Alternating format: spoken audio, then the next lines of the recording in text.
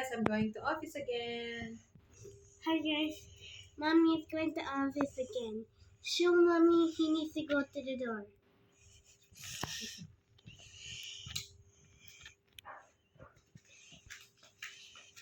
Okay, follow Mommy. He's going to the door now.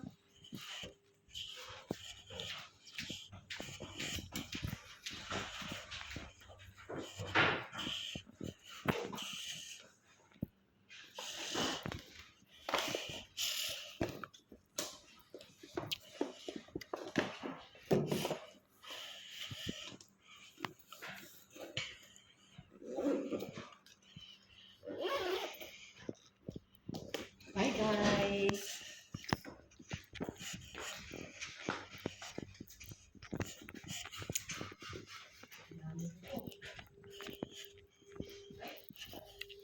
Bye. Perfect now.